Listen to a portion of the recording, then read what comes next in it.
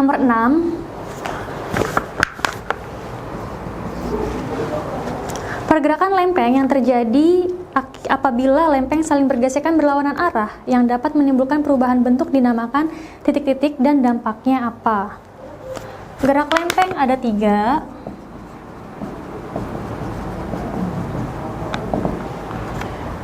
Ada yang saling bertumbukan atau kita sebut dengan konvergen.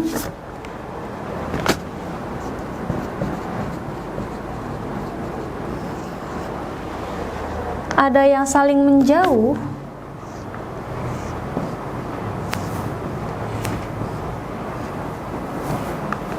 atau kita sebut dengan divergen.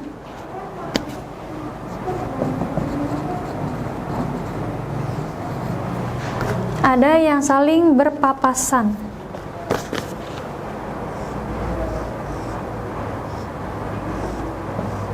Jadi yang satu arahnya ke atas, yang satu lagi arahnya ke bawah. Ya, dia nyenggol aja gitu bergesekan. Nah, ini namanya transform. Gerak konvergen menghasilkan bentuk muka bumi berupa palung laut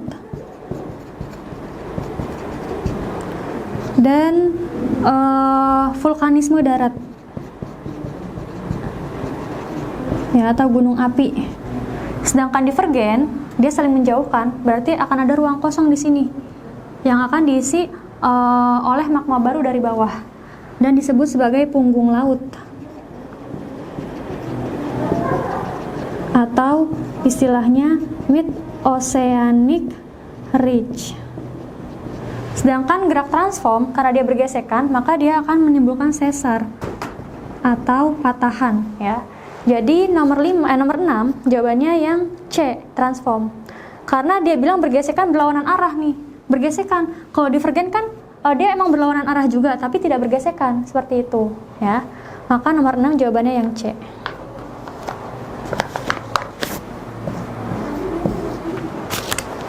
Nomor 7. Perhatikan gambar berikut. Angka 4 pada gambar siklus batuan adalah baik. Jadi ada 3 jenis batuan di permukaan bumi, ya, yaitu batuan beku, sedimen, dan metamorf. Ini adalah gambar siklus batuan nih. Magma, ya, mengalami pendinginan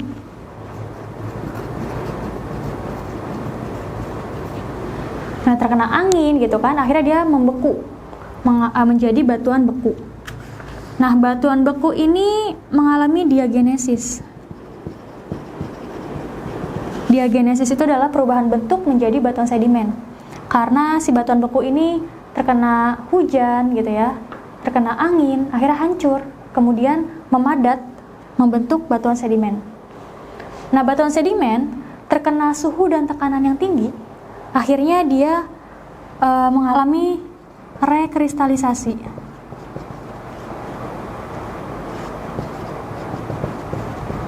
Ya, mineral-mineral batuan sedimen yang kurang stabil dibentuk kembali, rekristalisasi menjadi batuan metamorf. Nah, nanti batuan metamorf ini mencair, ya, karena mengalami pemanasan menjadi magma lagi. Dari batuan beku bisa langsung menjadi metamorf? Bisa, asal ada proses rekristalisasi. Begitupun dengan batuan sedimen, gitu ya. Jadi nomor 7 kalau kita lihat itu kan menunjuk pada angka 4. Angka 4 itu hasil dari rekristalisasi, berarti batuan metamorf. Ya.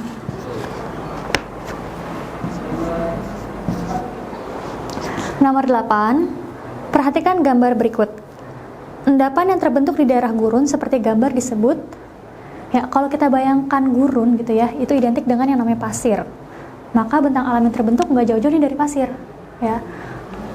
Ini adalah gambar sand dune, bentang alam sand dune atau gumuk pasir,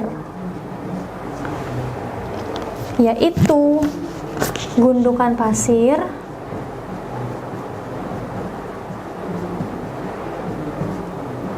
hasil dari apa? Kenapa dia bisa menggunduk seperti ini?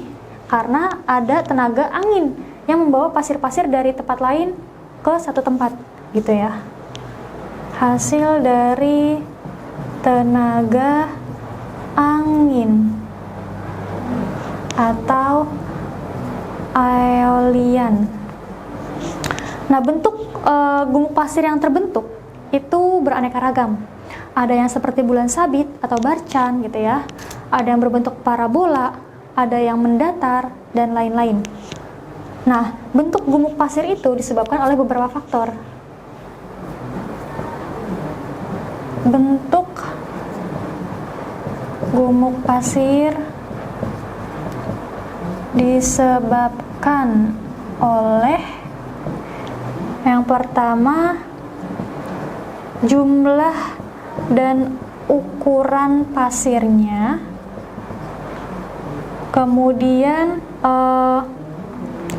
arah dan kekuatan angin, dan yang terakhir vegetasi atau tanaman gitu ya. Di Indonesia sendiri ada gumuk pasir ini, yaitu di Manayo, di Parangtritis, Yogyakarta ya. Jadi nomor 8 jawabannya A. Yang B, morena, itu adalah endapan batuan sedimen pada gletser atau bongkahan es. Yang C, delta, delta itu adalah endapan lumpur di muara sungai ya. Endapan lumpurnya itu semakin mengarah ke sungai, dia semakin melebar. Terus tombolo itu adalah endapan pasir di laut yang menghubungkan antara sebuah daratan besar dengan pulau kecil di dekatnya. Sedangkan beting, beting itu adalah endapan pasir ya di sungai atau di tepi laut gitu, dia memanjang bentuknya. Nah, nomor 8 jadi jawabannya A tadi ya. 9, yang termasuk dalam unsur cuaca dan iklim adalah, masih ingat unsur-unsur cuaca dan iklim?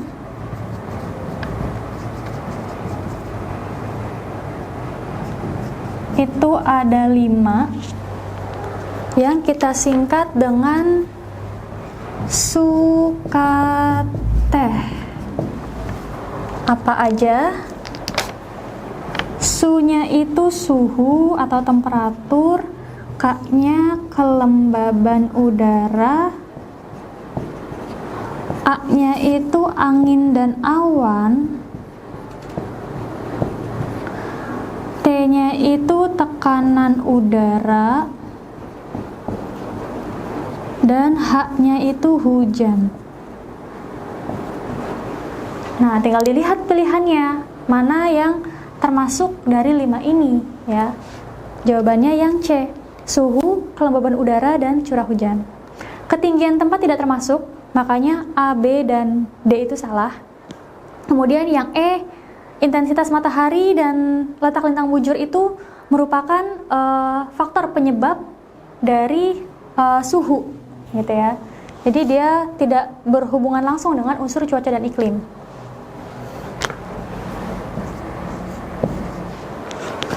Nomor 10.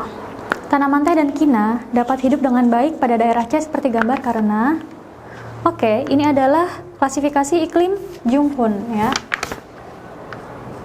Iklim Junghun yaitu pengelompokan iklim berdasarkan ketinggian tempat dan vegetasi.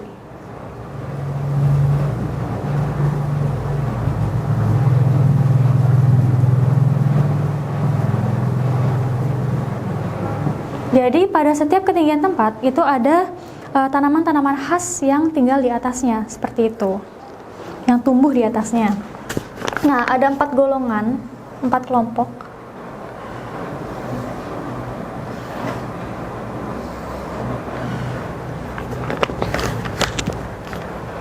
Dari 0 mdpl sampai 700 mdpl ya, itu namanya daerah panas. Dari 700 sampai 1500 mdpl namanya daerah sedang.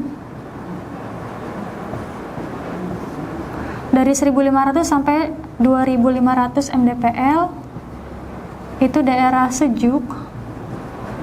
Lebih dari 2500 itu daerah dingin.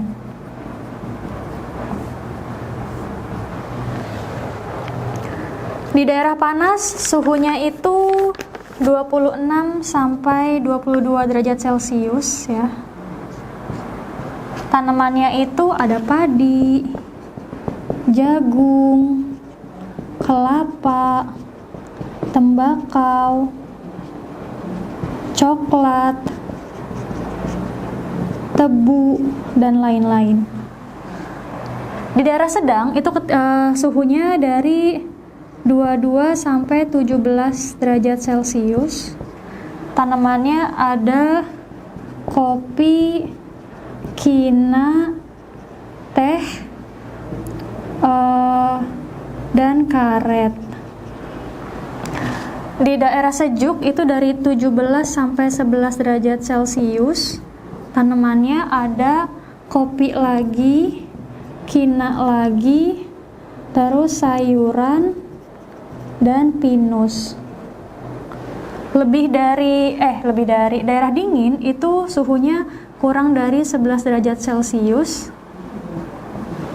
Itu ada tanaman lumut aja karena dingin ya. Nah, pertanyaannya, daerah C itu berarti ini ya, daerah sejuk. Nah, kenapa kina sama teh bisa hidup di situ? Kalau kita lihat daerah sejuk ini ketinggiannya 1500 sampai 2500 berarti daerah pegunungan. Ya enggak? Daerah pegunungan.